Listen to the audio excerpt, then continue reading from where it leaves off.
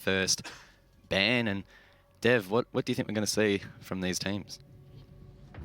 Hard to call so early, honestly.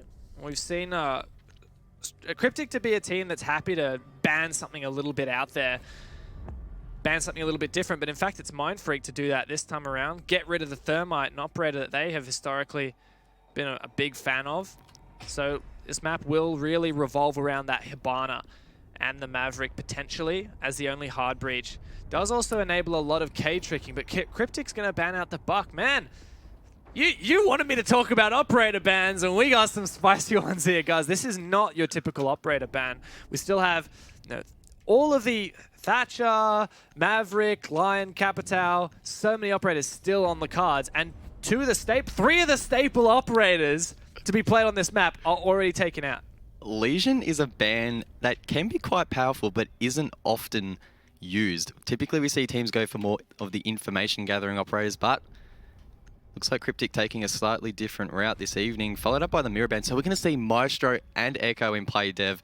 Two extremely powerful defenders. I'm expecting them to get played by the defenders quite frequently here because they are so strong. Yeah, and that Valkyrie is still in as well. So a lot of information gathering opportunities. If I'm the attack, I'm really not going to be feeling safe unless if I have an IQ on my side. Striking will grab that right off the bat.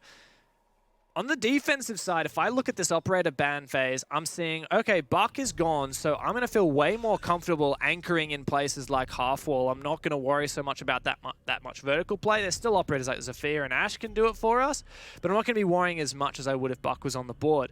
As well with the Thermite off the board, I feel like Cade is going to be way more viable potentially for tricking the walls. But really the attack is what I'm looking at right now. With that Montaigne 6 picked onto from the Blackbeard. Sushi, the player being promoted from coach. He's not really one who steps up in the fragging department, but he does assist as that supportive rock for CryptiK. Are we going to see an Archives rush plant strat here potentially? No Legion to combat them. Could definitely be on the cards. I'm feeling as if Sushi probably going to play more of an intel gathering role using that Montaigne. Not necessarily to put pressure on the defenders directly, more indirect pressure. He'll be able to peek through that shield, give calls to his teammates whilst remaining safe. Will be interesting to see how he decides to approach it. There are really two clear spots he could go. He's either going to go office or he could even potentially go here straight into A. So I'm expecting it's a pre-planned strat, the 6 pick, so we'll have to wait and see what they decide to do. A little bit surprised they don't pair the Montaigne with something like a Capitao, which really the smoke coverage can really assist, and of course the fire can assist your Monty to get that plant down. But it looks like from Mindfreak we're going to see an office hold.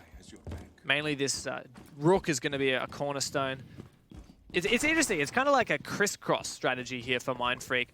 You see all of Office held with rotate holes into Archives, and all of CCTV held with that rotate on the Armory balcony to get back into sight as well. You can quickly get all the way back from CCTV into the objective by rotating through Fountain as well. Yeah, there's an extremely heavy presence offside here from Mindfreak.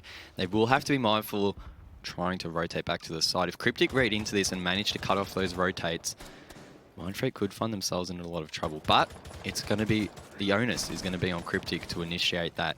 They need to go for the pushes, they need to create the angles to pressure Mindfreak out of these positions, and so far, they haven't really done much to be able to do that. A minute into the round, and Jack Daddy alone is doing enough to keep them out of offices. He's bandit tricking that main wall, and that's enough to stop them from opening the wall. Meanwhile, Jam will go from below, and this could potentially be the play. But look at that, they don't even know he's not there anymore, so miscommunication. Jam goes to try and get bandit off the wall, but he wasn't there anymore. As you said, Jam does flush the bandit away. Jack Dad's not going to try to contest triple wall any longer, but Shaq will be there, and he's ready to find a pick onto Hibana. Trigger discipline. He doesn't land that shot just yet. Meanwhile, the Maestro goes down. That's King's probably the worst operator to lose in this scenario. A great gun and a great amount of utility lost. And now Shaq spotted out after he finds that first kill. No more hard breach going to be utilized, but that's okay. Hibana's already done her job. And there we go. Sushi playing ultra passive, just gathering intel for his remaining teammates. Shaq tries to get aggressive to counterpeak this and doesn't land the shot. He's lucky to get away with his life, has about 2 HP remaining. Itby Styles from the break room will take down Striking. It's now a 3 versus 4 scenario. Cutie goes for the jump over the wall and he manages to connect the shot. There we go. Zofia is down. 1 versus 4 now. Sushi needs to get aggressive to try and salvage something. But Mindfreak are having none of it. Round number 1 will go their way on the defense. The idea from CryptiK to go for that Archives Monty plant just didn't really work. They couldn't get any form of control over in offices. They didn't really rush it, so Mindfreak were ready to try to counter that position. Mind you, Mindfreak were pretty short on utility like the Echo to really hard counter that plant. I feel like if CryptiK just had committed more to that rush strategy, tried to plant behind the Monty, maybe send one player below to distract anyone downstairs in a workshop with a C4, maybe we would have seen CryptiK be able to get a cheese plant off. Even if that did happen, I think Mindfreak had a good setup to retake. But we can say what if all day, doesn't really make a difference here. Mindfreak will go downstairs now for their second bomb choice. Kings looking a little bit indecisive there with the 6 pick, jumping off a couple operators and back on. So potentially looking to mix it up, but they'll stick on that Pulse. Not quite sure where Pulse is going to play on this location. Maybe over towards Customs to gather intel? I guess so, but you can also play fairly versatile. CryptiK playing the Montaigne, it was revealed to Mindfreak in the reveal phase, the operator selection. So maybe Mindfreak thinking, okay, one of the best counters to the Monty is a C4 through the floor. So CryptiK most typically going to take that top floor. They have the sledge in particular to open up holes in the floor and flush out players from the bomb site. So while CryptiK are taking that top floor, C4 from below is one of the best ways to thin their numbers. We do have this Cade on the top floor as well of Shaq. I mentioned how Thermite being banned really allows Mindfreak to Cade trick, prevent any kind of hard breach from the Hibana on the walls, but there's a good first pick from Striking to shut down Cutie on an aggressive run out. Yeah, Cutie unfortunately shut down on that occasion. Shaq, though, will even out the man count, getting a nice kill there on Jam. And 30 seconds into the round, only 8 members left in the server, so a stark contrast to what we particularly saw on the last map where a lot of members were up late. So this could play into the hands of either team, really, depending on how aggressive Mindfreak decide to go on the roam. That could help open up things just a little bit. Ippy Styles might be capitalizing on that, but he gets droned out and he's going to get pushed now by Sushi straight away on that Montang. He'll be calling out his position, pinging away for his teammates, and as you can see, all 3 of them stacked outside the wall. Kingzo from below could get a massive C4, but it gets stuck on the door. Sushi gets away with his life, and Ippy Styles left with it all to do here on half wall. Precarious position for Ippy Style, but he'll still contest it. Just spraying on through. You've got Kings to support as well, but Kings won't be able to make the difference against the Montaigne. Ippy Style does decide to fall on back. Shaq was also taken out, Striking second kill for the round. Mindfreak, their players all over the shop. CryptiK in that numbers advantage. There's a good pick though for Kings. And that makes a huge difference, taking down Serum. Now we'll see how CryptiK can recover from this. Playing the Monty means they're 1 rifle down. They'll lean heavily on JC and Striking to find these kills, and Ippy Styles just going to play it so slowly. Surely the Jaeger finds a kill here. Is he going to pop on up? He spots the Monty. Is it enough? Oh, the Monty calls out his position. Can Striking find a 3rd kill on the round? No, he's taken down. And now the Monty knows he needs to make a move, but Sushi doesn't get a damn thing of it. Ippy Style steps up when he's needed, and Mindfreak, 2 straight rounds. Yeah, Mindfreak looking very strong so far. CryptiK making quite a few mistakes, and I think part of that can be attributed to the Montang. It isn't working for them so far. I think they just need to ditch it, because although they're gathering some intel, their teammates aren't there to follow up on it. We had Montang before spotting out Ippy Styles that entire time while I was at half wall. No one came to pressure him. He was able to escape into offices, hide under the table, and ultimately that was enough for them to lose the round. I wonder, is it a lack of confidence from Sushi? No, okay, so he's going to 6-pick away from it, but it looks like this is a discussion in progress. He'll go for the sledge. Nice, easy, versatile pick. But without this Thermite, it does really throw a spanner in the works for CryptiK. We head on to a 3rd bomb site. I'm surprised Maverick wasn't even considered, because Mindfreak, if they want, could just play inside of Customs, reinforce the hatches, and use Cade charges to protect them as well. It would make a Hibana pretty ineffective at taking this bomb site. Especially since you've got the ability to Cade trick the hatches even with the Thatcher there present. Yeah, and I guess this could be one of the sites where we really see that thermite ban come into play, because not only will it make it harder to get the hatches open, but you also have the jail wall, which will be difficult to open. You've also got the wall to the east down towards main lobby, which is also going to be difficult to open because of both that Bandit and Cade being on the board. Now, of course, CryptiK will have that advantage when they're on the defense, but by that stage, it could already be too late if Mindfreak get enough rounds here. So it's going to be critical that they use that Hibana efficiently. Only have 3 of the charges that you can use, the X-Cryo shots. If you waste all 3, you could find yourself in a lot of trouble. I mean, ideally, you want all of the hatches open, you want the jail wall open, detention, and you want the passport wall open as well. You don't have the leisure of even opening up a walk hole on either of those without sacrificing the hatch. So nice play from Mindfreak. They're utilizing that ban and they're actually playing into it as well. They're not just banning an operator and then letting it sit there. They're really playing around that, using it to their advantage. CryptiK looking to go for an office take so far, trying to take control of the top floor. There's no one really up here except for Cutie, who's on the far side right now. Yeah, Cutie, a player that we haven't seen a lot of on this map so far, but can definitely come out with some massive plays when required. So keep an eye on him. He's a fantastic player when required. He's going to be holding over towards Armory Lockers at the moment. And this looks to be where CryptiK are wanting to push. So he could have multiple members staring down him very, very quickly. It looks like it'd be Styles as well in there for support. But here we go. Cutie now will be droned out. So his position is given away. He goes for the peek in towards Archives. Jack Daddy with the C4 below trying to counter that. But things are just settling down here. Neither team really wanting to make the first move. King's getting a lot of information.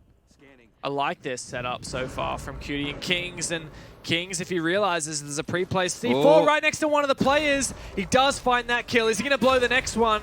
He does. It doesn't find anything, but It'd Style does find that one kill inside of CCTV. He's hungry for more, peeking aggressively.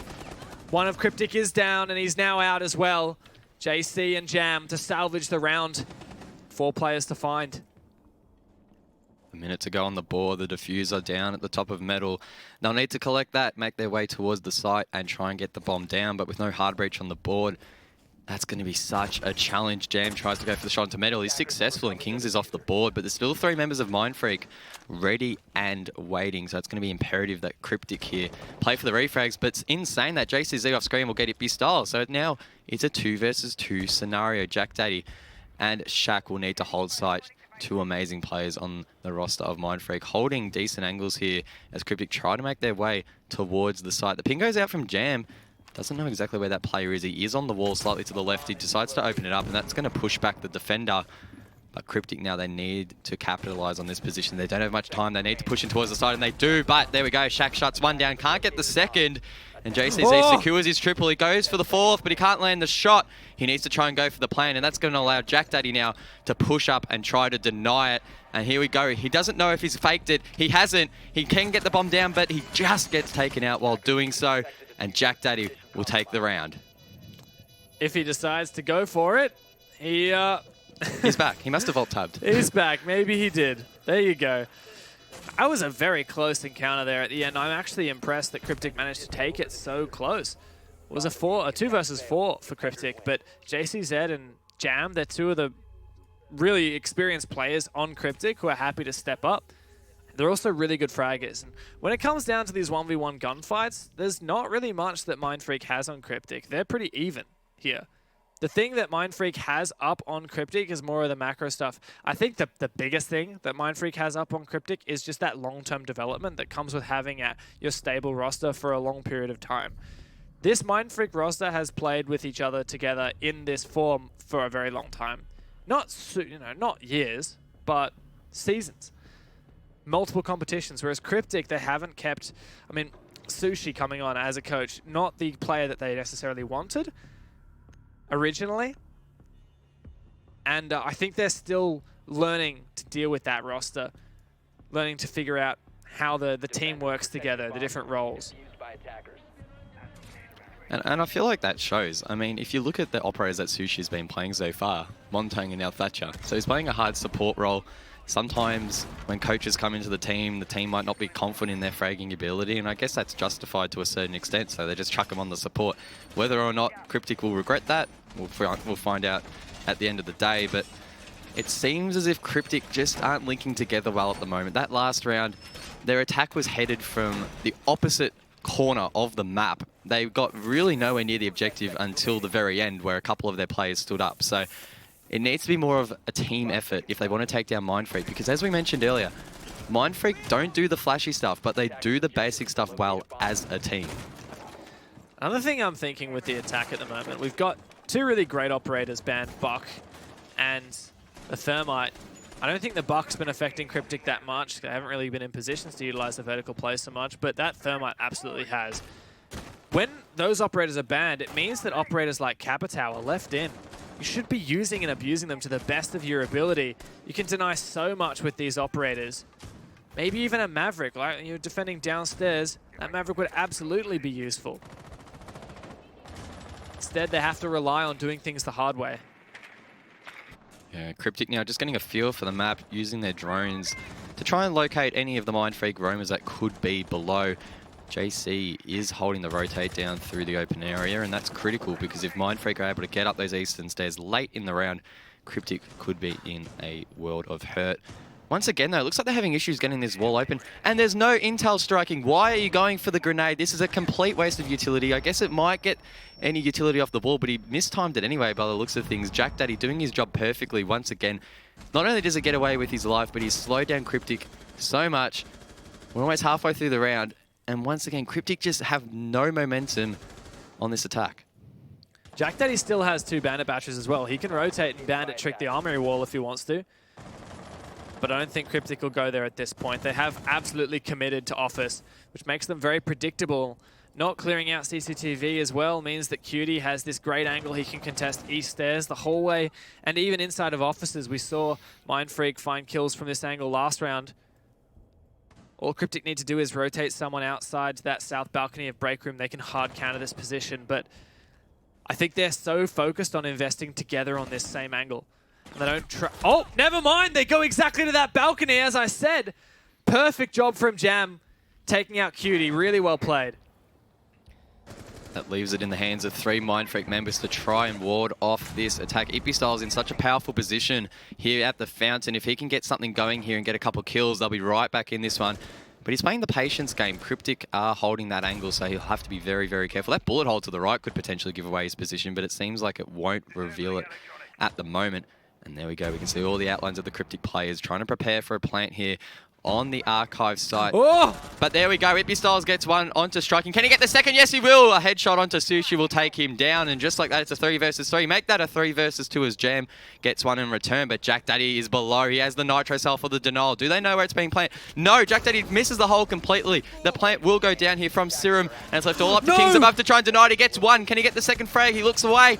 He looks back once again, but he isn't able to secure it. Jack Daddy, meanwhile, pushes up Metal. He'll be able to secure one, and now JC has to defend. He has 1 HP. No, he's actually down. So there we go. They won't know he's down yet, so they'll have to be ultra careful here, Mindfreak, but they will take this round. Surely they know how to stick this. Come on, guys. Okay, he goes out. There you go. He finishes him off. Easy finish up there for Kings now. Wow, that was very close for CryptiK. They did have the numbers advantage at one point, but required so much to commit to get inside that bomb site, get that diffuser down. They'd really put themselves in unfavorable positions. And then Mindfreak just took some gunfights to retake. I like some of the things that we saw from CryptiK there. I like some of the things we saw from Mindfreak there. It wasn't perfect on either side. Well, at least they got the plant down this round. That's definitely a positive. It was a strong plant. Their post-plant setup, of course, wasn't as strong as Mindfreak were able to retake. They didn't even get to the point where they could get into the post-plant. Yeah, that was the thing. Mindfreak was so strong on that counter that CryptiK were really left with no options. And in most cases, Mindfreak was shooting that first bullet. It was enough to kill them, and CryptiK had no answer. We're not even seeing Echo utilized at all by Mindfreak. It's not even needed. I think they've identified, look, JC is running the IQ every round, and it's pretty predictable to run the IQ every round, especially with Valkyrie in play. So just don't even... don't try the Echo. You've got enough utility information gathering. Mindfreak have really been leaning into the IQ, sorry, the Valkyrie and the Pulse for that. To some degree, the Maestro as well. I think that Mindfreak are just... CryptiK seem to be taking just a little bit too long to do things that maybe just need to be a little bit tighter. Things like countering that position inside of Break Room. It was great they eventually did rotate to that balcony, but maybe it should have happened a little bit earlier.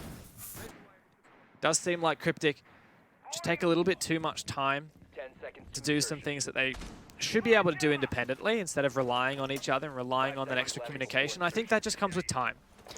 Yeah, and I guess 3 minutes sounds like a long time, but in Siege, particularly on the attack, it can go by that quickly. You might look at it at one stage and then look back at what feels like 10 seconds later and a minute's passed. Exactly. So CryptiK need to work on that time management, need to just mesh together, get stuff done a little bit more efficiently. Otherwise, Mindfreak are going to continue to make them pay. Mindfreak 4-0 up at the moment. We could well see a perfect half here, which would be a stark contrast to the earlier matchup this evening, Dev. Especially because I feel like if we do see that really good first half from Mindfreak, I don't think that CryptiK will be able to get back from that.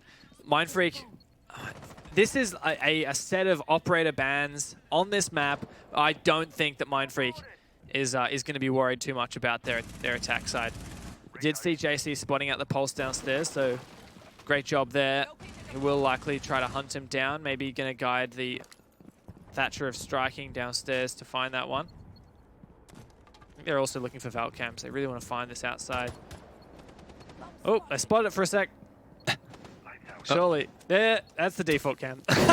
What is it with Pro League players forgetting about defaults? It happens all the time. That is so ironic. They're out there looking for these 300 IQ cameras and there's default cam just sitting there staring at them. We are almost reaching the halfway point of the round, though. All members alive, which has been a bit of a rarity in this matchup so far. So it'll be interesting to see how the execute is performed here by CryptiK. It seems like they have gained decent ground as Jack Daddy goes for a very, very brave run out. JC will shut that one down, and that's now going to allow CryptiK to push up above as Jack Daddy won't be below with the C4 to deny. Ippy Styles evens it out with Jam as he's in Archives. He tries to vault through Fountain, but Striking will shut that one down as Cutie gets Sushi off screen. It's now a 3 versus 3 scenario as Cutie from below manages to get Striking. That will secure his double, and it's left all up to 2 members now of CryptiK to try and get this plant down. Can't count him out yet, but King still has this C4. Is he going to try to use it? Goes with the UMP for a little bit. We've seen good 2 versus X's here so far for CryptiK, but Kings needs to put his pedal to the metal, wait steady with the UMP. Mindfreak do have that numbers advantage, and they're just going to play into that now. All it's up to JCZ, 3 kills to find. He has to get this diffuser first as well. He's not sure if it's safe to do so. He gets it without getting spotted. That's a good start, but players everywhere getting aggressive. One now on the main stairs as well. Kings just playing passively, just waiting the timeout. JC has no time left, and Cutie's just going to contest it through the floor. No, it was actually Kings rotating upstairs, making a cheeky angle, and there you have it. You mentioned that we might be seeing this flawless half for Mindfreak. It's looking very much on the cards. Yeah, not the result that I personally expected heading into this map. I thought it would be a little bit closer, but it is what it is. Mindfreak heading into round number 6 now. Momentum definitely on their side, and they will be defending customs, which of course they have successfully done in the past, so pretty good track record. Yeah, and we talked about the operator lineup affecting this bomb site. No Thermite, you are really going to struggle on this bomb site. I really would be picking the Maverick, try to do the Maverick trick. Open up some of the wall, unreinforce the wall, and destroy it with some soft breach. I know I don't have success with it, guys. You know that for sure. I'm having flashbacks to ranked stuff. Yeah, I know that I don't do that very well, but the Pro League players, they actually know what they're doing, unlike me. And you can rappel upside down on that detention wall, which makes it a little bit easier as well. That said, speaking to Striking, quite a few times in the previous weeks of the Pro League for those interviews, he's a player who's constantly saying, our team CryptiK is a team that takes some time to warm up. And it happened last week. They got 7-1'd by Team Sinister on Clubhouse, and they went and came back 7-5 on the next map. CryptiK actually defeated Team Sinister on one of the maps. So I wouldn't count out CryptiK just yet.